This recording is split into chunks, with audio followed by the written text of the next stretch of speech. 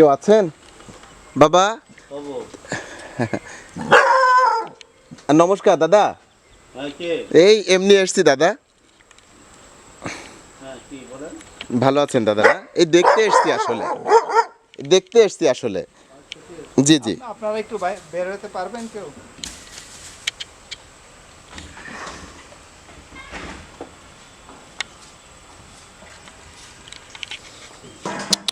এই ডগি, আয় আয় আয় আয় ডগি, আয় আয় আয় ডগি ডগি ডগি।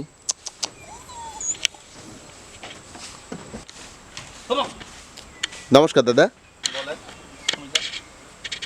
দাদা আপনি কি এই এই হোটেলের এই মালিকের এখানে, অথবা কি করেন আপনি? আমি কমিউনিটির পুলিশ। তাহলে তো খুবই ভালো।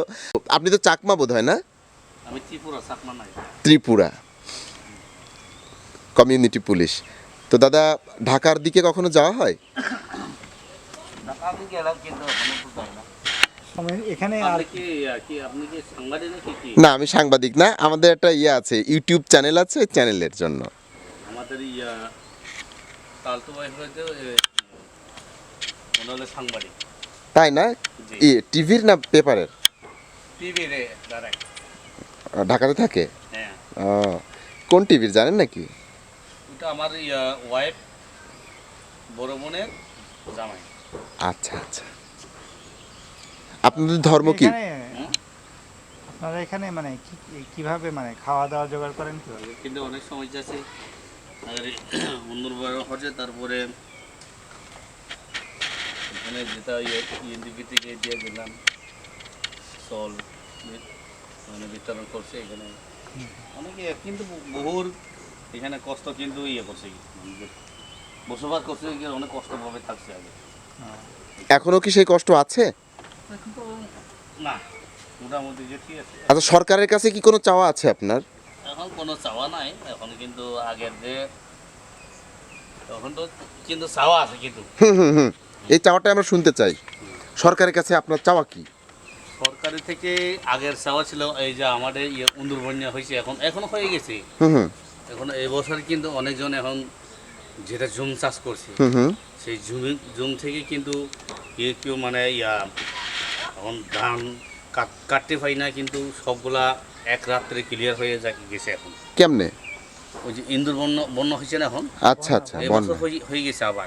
তাহলে তো অনেক লস হয়ে গেল। লস হয়ে গেল মানে আগে ছিল কিন্তু অনেক লস হয়ে গেছে আগে থেকে, কিন্তু আমাদের এনজিও থেকে অনেক দিয়ে দিছে কিন্তু। অনেক চাউল, সাহায্য কিন্তু এখন আর দিচ্ছে না। এখন দেয় না, পাননি? পাই না এখন। চাউল দিছে, তেল দিছে, তারপরে এই যে আপনার আমাদের পাহাড়ি খাদ্য, ওই যে নাপে। নাপে? হ্যাঁ, নাপে কি জিনিস? শীতল, ওইটা তো ওই যে মাছ পোষা, ওইটা জমা করে, তারপরে ওই চিংড়ি পোষা ওখানে জমা করে। শীতল মানে আইসের কথা বলছেন? হ্যাঁ, ওইটা দিয়ে দিছে। কিন্তু এখন তো ওইটা তো হয় না, ওইটা কিন্তু সে করলে কিন্তু সব হয়ে যাব। আপনার যদি বললে তখন এই সাজেক কিন্তু ইউনিয়ন থেকে দিলে 37 নং সাজেক ইউনিয়ন বলা যায়। আমাদের এখানে হলে 2 নং ওয়ার্ডে। আচ্ছা। আপনারা ওই যে ওখানে দূরের যে বাড়িগুলো দেখা যায়, ওগুলাও কি ত্রিপুরা নাকি? ত্রিপুরা, সব ত্রিপুরা। ত্রিপুরাদের ধর্ম হচ্ছে বৌদ্ধ? বৌদ্ধ না, তাহলে হিন্দু। সনাতন ধর্ম। সনাতন ধর্ম। আপনাদের ওই যে আপনারা যে চাষ করেন, জুম চাষ করেন, কি চাষ করেন এখানে? জুম চাষ করলে এখানে আদা, মরিচ, তারপরে তিল, ওগুলা দিয়ে দেয়। আদা, চাল হয় না? হ্যাঁ, চাল তো হয় না, এটা ধান আর কি। ধান। বিন্নি চাল হয়, বিন্নি ধানের সব করে এখানে। দাদার নাম যেন কি বললেন? আমার নাম বিত্তরণ ত্রিপুরা। বিত্তরণ? জি হ্যাঁ। দর্শক, বিত্তরণ দাদার মতো, শুধু বিত্তরণ দাদা না, তার মতো আরও অনেক ত্রিপুরা রয়েছেন যারা ঠিক এই সেম প্রবলেমে পড়েছে, যে বন্যার কারণে তাদের খাদ্যশস্য নষ্ট হয়ে গেছে। তো আমরা সরকারের কাছে অনুরোধ করব, কিংবা বিত্তবানদের কাছে অনুরোধ করব, সাহায্য সংস্থাকে অনুরোধ করব, বিদেশি সংস্থাকে অনুরোধ করব, তারা যেন এই সমস্যাটা দেখে আশু প্রতিকার করে, অন্তত কিছু সাহায্য, মানে যেগুলি খাদ্যশস্য তাদের দিল, তাদের তো চাওয়া পাওয়া বেশি কিছু নেই, খাদ্যশস্য কিছু দিলে অন্তত তারা বেঁচে যাবে। দাদা এই যে পিচি ছিল ওর তো 2 দিন ধরেই দেখছি। এই নিচে নিচে ধান লাগাই দিছে আমি। কই দেখি, কই ধান কই? 1 কেজি পাই না। 1 কেজিও পান না ধান? না না না 1 কেজি পাই না আমি। তো বন্যা এখানে কিভাবে? ও পাহাড়ি ঢলে চলে যায় না? সব হুম, ক্লিয়ার। আহারে কত আপনারা এই এখান দিয়ে যান কিভাবে, রাস্তা কিভাবে? ওই যে রাস্তা আছে এখানে।